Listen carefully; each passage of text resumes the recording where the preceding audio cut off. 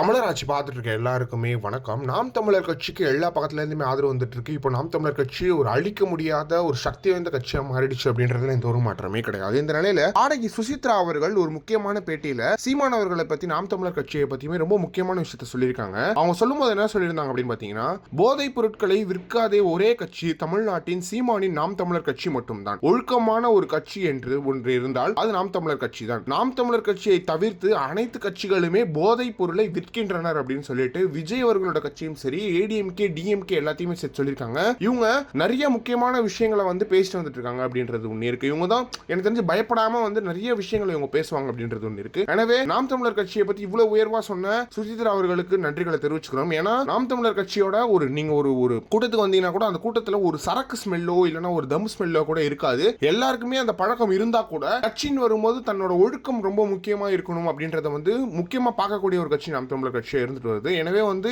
அதெல்லாம் தாண்டி எந்த கட்சியுமே இல்லைன்னு நினைக்கிறேன். இப்படி ஒரு கட்சி நாம் தமிழர் கட்சி மாதிரி ஒரு கட்சி இந்தியாவிலே இல்லைன்னு நினைக்கிறேன். அதான் எப்பயுமே நான் சொல்றது, சீமான் அவர்கள் அவரோட ஒழுக்கமா இருக்கிறது ஒண்ணு இருக்கு. மொத்த கட்சியுமே ஒரே ஒரு ஒழுக்கம் அப்படின்ற ஒரு கூடைக்கு கீழே கொண்டு வரது இருக்கு இல்லையா? அந்த குடை வந்து ரொம்ப முக்கியமான குடையா இருக்கு. அந்த குடைக்கு கீழே வந்து இவங்க எல்லாருமே ஒழுக்கமா வந்து ஒருங்கிணைக்கிறது பெரிய விஷயமா இருக்கு. ஏன்னா ஒரு தனி மனிதனா அவங்களுக்கு அவ்வளவு பிரச்சனைகள் இருக்கலாம், அவங்க ஃபேஸ் பண்ணதெல்லாம் நிறைய இருக்கலாம். அவங்க எல்லாருமே நாம் தமிழர் கட்சின்னு வரும்போது ஒழுக்கத்தை கடைபிடிக்கிறது இருக்கு இல்லையா? அவங்க பர்சனல் லைஃப்ல எப்படி வேணா இருக்கலாம். பட் ஆனா கட்சின்னு வரும்போது அந்த ஒழுக்கம்ன்றது வந்து சீமானால மட்டும் தான் கொண்டு வந்திருக்கப்பட்டிருக்கு. இது வந்து ரொம்ப முக்கியமான ஒரு ஸ்டேட்மெண்டா இருக்கு. இதை பத்தி நீங்க என்ன நினைக்கிறீங்க அப்படின்றத மறக்காம கமெண்ட் பாக்ஸ்ல சொல்லுங்க.